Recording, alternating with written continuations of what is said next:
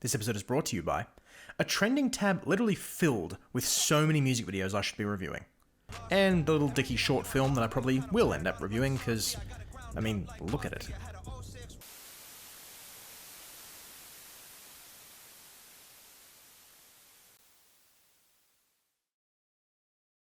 So, in the list for the worst music videos of 2023, I mentioned that the tide had to be drawn out to find enough videos to fill the list. This year, looking for the best music videos kinda had the opposite problem.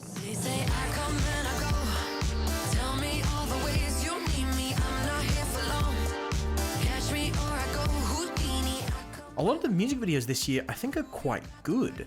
Great even. So the challenge becomes discerning what deserves to stand atop the others. And ultimately, I threw any inclinations towards objectivity out the window.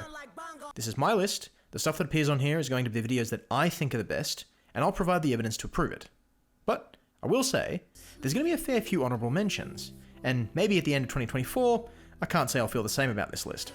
But while we're in the here and now, let's go for it. These are the top 10 best music videos of 2023.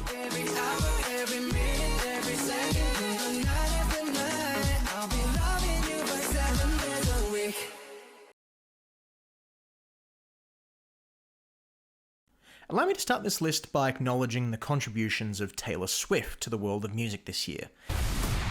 Welcome to the Eras Tour! In the same way, one might acknowledge a kaiju slug that just landed in Darling Harbour. It's huge, it's not going anywhere, and it's made navigating the city slightly more annoying. That's not totally fair.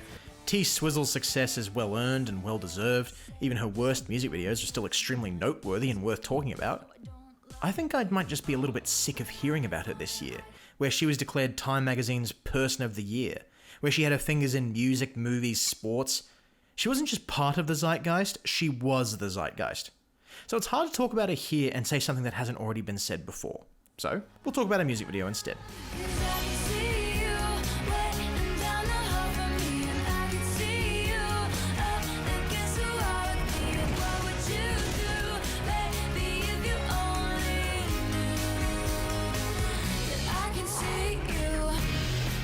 This is probably going to be the most matter-of-fact I'm going to be here because I think the video is good in almost a quantifiable way.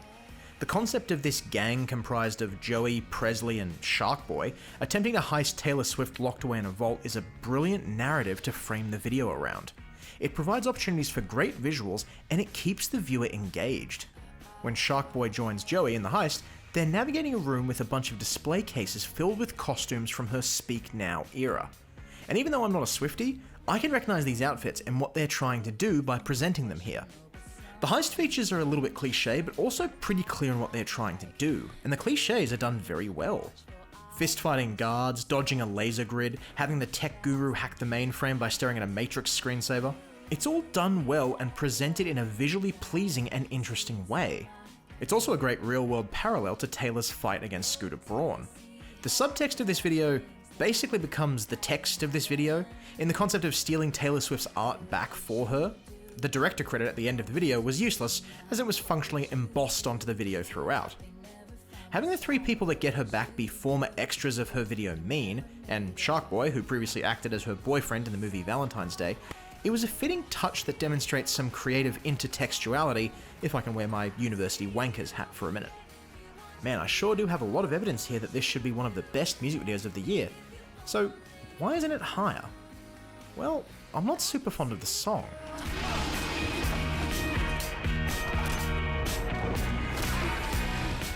The guitar line is really strong and the melody is sufficiently catchy. In fact, it's really catchy. I think I've heard it before. What would you do if we never made up?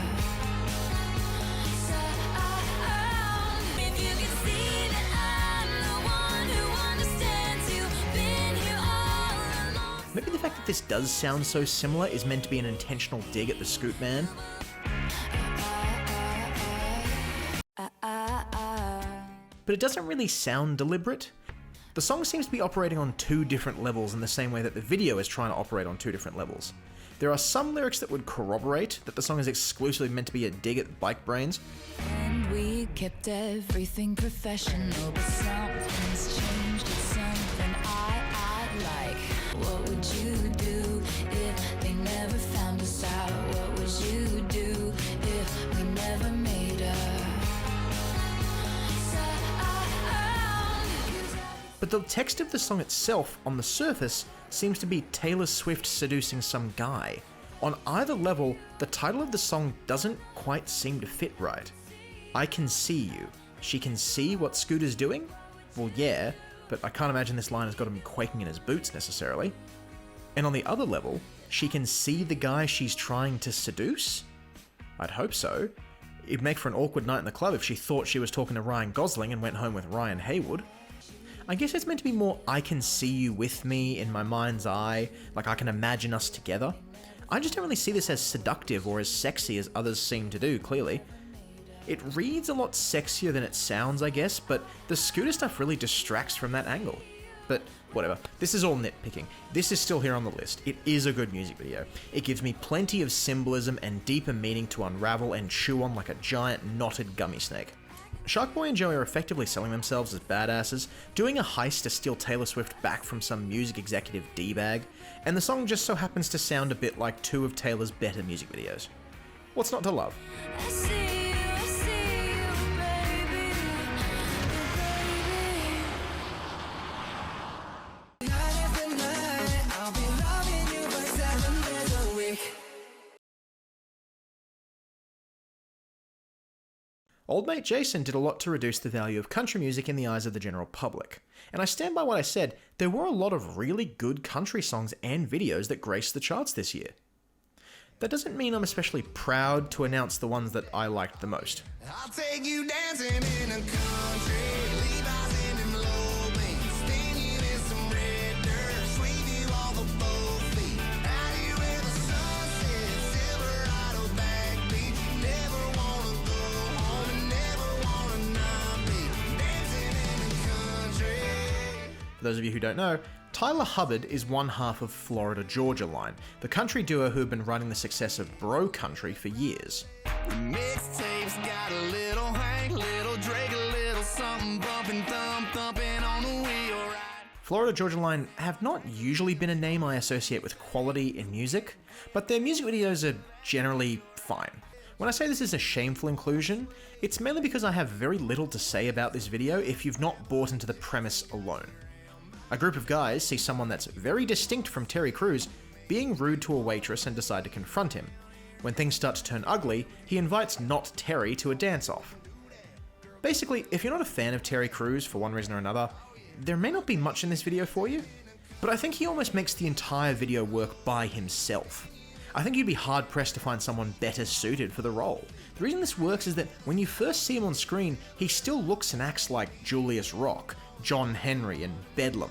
He's still an intimidating guy to accidentally lock eyes with across the bar.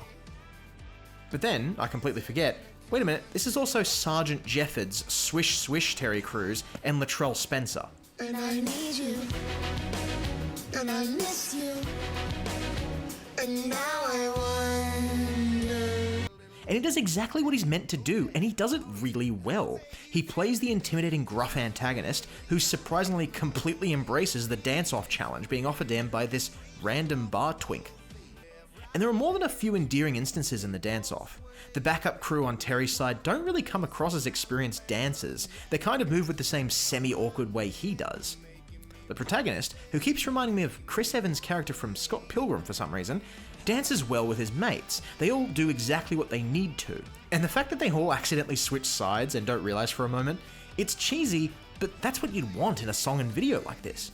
I can even get on board with Tyler's role as the bewildered performer watching the dance-off unfold before him.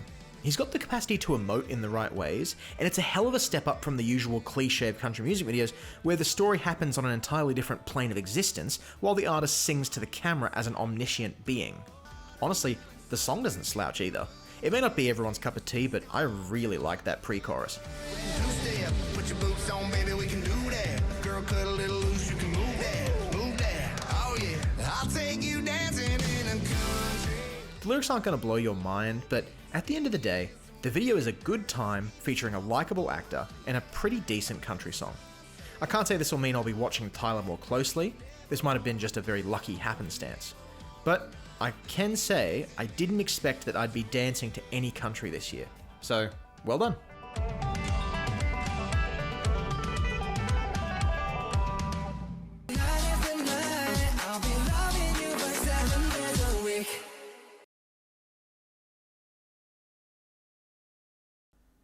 Alright, forgive me, we'll be on country for a little bit here.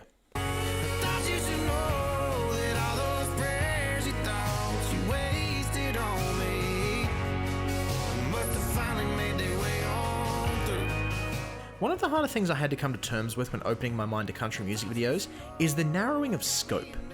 Pop music videos compare to rap and hip-hop music videos quite easily. They're ultimately trying to do the same thing because their audience is pretty similar. They can share directors, they can share styles and color palettes, they can embrace CGI and wild visual effects to bring their sound to life. But then how is that fair to compare all of that expensive production to a simple story told by a man with a guitar? Well, it's not. It's not fair to make that comparison because if you're looking for a spectacle in a visual medium, you're almost always going to prefer the production that had more money put into the spectacle. So as soon as I realized I've got to keep country music videos compartmentalized into their own little ecosystem, I started getting an appreciation for more of the genre's nuances. The cliches became a bit more apparent, but their appeal also came further into focus. Like a runaway southbound train, like an Arizona desert rain, like lightning in the sky, like fireworks in July, like a left field home run ball, like a whiskey shot at last call. It's like she was made for moving on. That girl is going, going, gone. I grew to appreciate the poetry of using lists of things in your choruses, taking snapshots of the things you see in life and assembling them to provide new meaning. I understand why the cliche of the omnipresent narrator telling the story was so frequent, but I also grew to appreciate the videos that recognized the cliche and attempted to do something different with it. And I began to see what country music had to offer that many people just couldn't find in other genres. Drinking watermelon moonshine, cut the barn with a little lime. The genre's greatest strengths lie within the songs that perfectly touch the heart and soul of what it means to be living as a person interacting with other people. And so, with that newfound understanding in mind that these cliches don't necessarily define the genre, I picked a song that was completely riddled with all those cliches. Next thing you know, your best man gives a half-drunk speech, and you sunburn on a honeymoon beach, and your left hand's getting used to that rain, and there the next 2 or 3 years gone. Next thing you know. Jordan Davis frequents the Billboard charts somewhat regularly, his most successful song being Buy Dirt, a video that I can generously call really boring. It's still somewhat wholesome, but it comes across as a bit too preachy, telling you the right way to live is to start a family, go to church, buy land, that sort of thing. Next thing you know, while it's still framed as a song that's meant to be offering you advice, it seems to come from a place of experience, with a lot more tangible and relatable concepts to gravitate towards. The song doesn't necessarily have a set chorus, which I think is kind of fitting. The song itself is all about how quickly life changes and the contrast of events that can take place. You swear you're staying single, then you meet the perfect girl. You tell your mates she won't be moving in, and then she does. You weren't trying for a kid, but she becomes pregnant anyway. So it makes a lot of sense that there is no set chorus. There's just some patterns that you can only recognize with hindsight. And I really like that the speed at which things progress seems to accelerate as the song goes on, like it's mirroring how your life only seems to be passing by so quickly when you're stopping to take note of it. And it comes to a head when their kid disappears to college, and that's not the end of the story for them. They rediscover what they love about each other now that they've got so much time to work with. Next thing you know, you get to know your wife again, and you're more in love than you've ever been, with a lot of years of remember wins and still some down the road. I think the video's brilliant additions are the elderly couple going back to their old house to look around it. There seems to be some insinuation that the wife might be suffering from dementia, which might be a stretch on my part, but it would definitely fit with the theme of life disappearing too quickly. The video does adhere to some genre cliches. Functionally, this song is just a list of life events connected by the name of the song. The video does feature the omniscient narrator trope, and I don't think all of the ideas were executed perfectly. This transition here was a bit weird. It made me immediately think that the old woman had gotten pregnant, which I know was not the intended result. But I think ultimately it's won over by the message at its heart. Sometimes you just need someone reminding you that the time you have is precious because it's fleeting, and it's important to use it satisfyingly. You don't necessarily need anything on as grand a scale as the existential questions sometimes broached in more mainstream music. You don't always need to align yourself with any sort of political discourse. You don't necessarily need your music to ask you questions, the whys and the hows.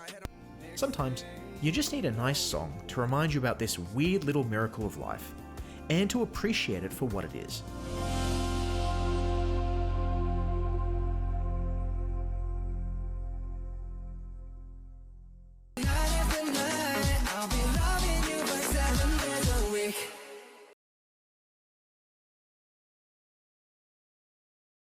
Okay, one more country song. I met somebody, and he's got blue eyes. He opens the door and he don't make me cry.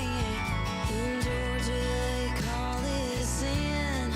I'm wearing Tennessee orange for him. Maybe if I planned this a little bit better, I could have split up all the country so that you don't get hit with a big dose of it like swallowing a spoonful of cinnamon. But anyway, this is Megan Moroney, a very new up-and-comer to the country music scene. Her debut album, Lucky, was released in May 2023 in fact, and this is her first single. The name of the song comes from the premise of its content. She met a guy that she loves so much, she's willing to do what would be considered a sin in her home state of Georgia, wearing Tennessee orange, which is to say, wearing the colours of a rival sports team. Now, I'm not a really big sports guy. I don't see the appeal in watching a sport when you can just go and play it yourself. But I know I'm in the minority in that regard. I do recognise how important pride in your team is. I think the amount of exaggeration that she puts into the song leading up to her big reveal is pretty clever. The entire song is actually framed as a phone call to her mother, telling her in a roundabout way that she's found someone she loves. And it offers a great framework for the song, but also adds this dimension to the video. It complements the set pieces like singing at karaoke, playing the guitar around the house, even just having breakfast together. I'm also undoubtedly a sucker for well-constructed and well-thought-out point-of-view music videos. They can be a really effective way to capture the audience's attention and quickly warm them up to the song, and I think the POV fits country music actually really well. There's a level of, well, for lack of a better word, intimacy in the fact that she's singing the song directly to the audience, and that intimacy is used more effectively in the song that sounds as emotional as this one does. But also, the fact that you see the viewer's hands and arms interacting with her does lend itself this realism, and does a little to stray away from the self-insert fantasy that this video clearly is. Not that there's anything wrong with that. If you're going for a POV style, there's inherently going to be some level of self-insert to it. But the art comes in hiding that fact. Videos like Galway Girl hide it effectively by writing so much character for the subject of Ed's attention. She distracts from the gimmick. This video does it similarly, but instead of making the video a narrative detailing a night out, it's wrapped up with this ridiculous wholesomeness in the lyrics and presentation. And this brings us to the other big reason that this type of video will work much more for Megan than it will for other country artists. Wow, she's really pretty. I'm sorry I can't come up with a more eloquent way to put it. She looks stunning. Every set piece consistently puts her in the best light without rehashing themselves. Her smile lights up the entire frame, and I think that's a massive reason for how good this video is. But it's also backed up with a lot of character and wholesome moments. There are some unusual style choices that I find a bit strange. I get the old video recorder overlay is used to throw back to the footage at the start of the music video, showing how dedicated a Georgia fan she was. But if you cut both, you lose very little. Particularly when the VHS shots don't work as camera shots anyway, they may as well have just been left as POVs. If I had to lean it one way or the other, I've got no interest in watching another found footage music video made from old VHS recorder footage that's clearly as staged as the gameplay trailer with real gamers in it. We should do that later with Kim. Yeah, you could use the XP. But I think this is the best country music video of 2023 because it captures the strength of both Dancing in the Country and Next Thing You Know. It's got the thoughtfulness in its writing that endears you to the song, and watching the video is a treat in and of itself because of the clever composition. Out of curiosity, I did take a look at her other song, I'm Not Pretty. I wasn't thrilled about it, content-wise, but it does seem like she's got a bit more of a sense of spectacle more than other artists in her genre. So maybe there's something to look forward to in the future. Even if not, I'm glad we got this video regardless. The song is beautifully well written, and the video knows exactly how to frame Megan to make her debut single as endearing as possible. In Georgia, they call it sin, and I still want the dogs to win. But I'm wearing Tennessee orange for him. This is way more shameful to admit than Dancing in the Country. What was I thinking? I'm wearing Tennessee orange for him. Night after night, I'll be loving you for 7 days a week.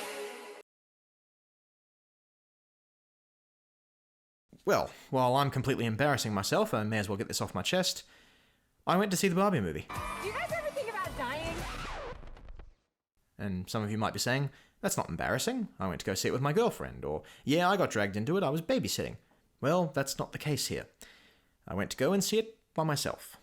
I heard some of the tracks affiliated with the movie, and I was baffled by some of the names I saw affiliated with the new album. So I went and saw the movie to see how they all fit in.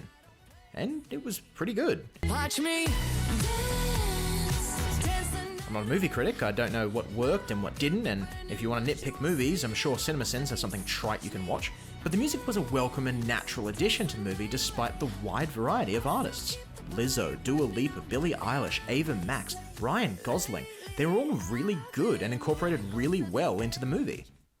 So obviously, the music video that I liked the most was the one for the song that only played when the credits rolled. And I'm bad like the Barbie. I'm a doll, but I still wanna party. Pink felt like I'm ready to bend. I'm a 10, so I pull in a Ken. Like Jazzy, Stacy, Nikki. All of the Barbies is pretty. Damn. All of the Barbies is bad. It girls, and we ain't playing tag. You think I'm going to give the title of Best Barbie Music Video to anyone other than someone who's been calling themselves Barbie from the outset of their career? There was no chance it was going to anybody else. I put Super Freaky Girl on last year's list because it so beautifully realized the Barbie aesthetic while still giving it the edge I'd expect from Nicki Minaj. And if anything, that video probably acted as an audition and a proof of concept for guaranteeing that Nicki ends up on the soundtrack for the Barbie movie. And on the topic of the movie, it makes a lot of sense that this song was relegated to the credits, because this would probably fit nowhere else. In that pink Ferrari, we pillin' out. I told Tay, bring the Bob Dylan out. The poop so cold, we just chillin' out. Baby yellin', yellin', yet yellin' out. It is Barbie, bitch, if you still in doubt. And I think it's massively to the strength of the video that they didn't use any movie footage to fill gaps. Hannah Lux Davis needs to be commended for a lot of the finer touches that she adds. She always brings her A game, and this is no exception. The video opens with a reimagining of the old Barbie toy commercials with stand-ins of Nicki and Ice Spice, and rather than reuse movie footage, they adapted the sets and instances to create pin-ups for Nicki and Ice Spice. Reappropriating the 2001 A Space Odyssey reference is hilariously ridiculous, and having Ice Spice drive the Barbie Corvette, recreating the drive Barbie and Ken did in the movie, is brilliant. But it's not just that. The dream house the guys are dancing in is a completely original construction just for this video, and the scenes of Ice Spice and Nicki flying on Barbie jet skis isn't just visually stunning, it's also a new element that fits in perfectly with the Barbie aesthetic. Obviously, I'm quick to heap a ton of praise on Nicki Minaj, but Ice Spice also deserves a lot of recognition. It was the year of Ice Spice in a lot of ways, being featured on Karma with Taylor Swift, bringing Boys a Liar into the spotlight with the Part 2 remix, and working with Nicki Minaj twice. I don't really know how to improve it. The ads for M1 and whatever the drink were a little bit forced, but they're on screen for such a short amount of time it doesn't really matter. I will say, I'm still not totally on board with how the sample is incorporated into the song, but obviously that's not an issue. The fact of the matter is, I'm struggling to find faults in the video, and this is only number 6. I don't know if it was worth it being by myself in the theater, watching the Barbie movie for context, just to end up giving the title of Best Barbie Music Video to the song that features in the credits, but this video is really solid. Absolutely check it out. Oh my gosh, this is perfect. Slay! Probably could have gone without that though. Anyway, part 2.